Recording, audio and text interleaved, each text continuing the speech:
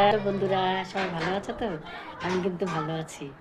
জানো তো, আমাদের কালকে গেছে শীতলা পুজো। আমরা শীতল পান্তা খেয়েছি, পরশুদিন রাত্রে রান্না করেছি সেটাকে। কালকে পান্তা ভাত, বড়া ভাজা, পটল ভাজা, আলু ভাজা এরকম এগুলো দিয়ে খাওয়া হয়েছে। তো আজকে আবার সঞ্জম, যেহেতু কালকে নীলের উপোস আছে। তো আজকে কি করেছি, বরবটি, আলু, গাজর ফাজর দিয়ে একটু ভাজা করেছি আর ভাত করেছি, ওটাই আমি খেয়েছি। আর কালকে তো উপোস, সাবু মানে ফল টল খেয়ে থাকতে হবে সারাদিন। তো যাই হোক, তোমরা সবাই উপোস করো তো, নীলের উপোস। যাই হোক, সবাই বলে যে ছেলে মেয়ের মায়েরা আর কি উপোস করে নীলের উপোসটা। তো যাই হোক, আমার ছেলে হওয়ার পর থেকেই, মেয়ে হওয়ার পর থেকেই আমি উপোসটা ধরেছি। তো এখনও করছি। যাই হোক, ঠাকুর করাচ্ছে তাই আমি করছি, আমার করার এই কোথায়, আমি কিছু করতে পারি?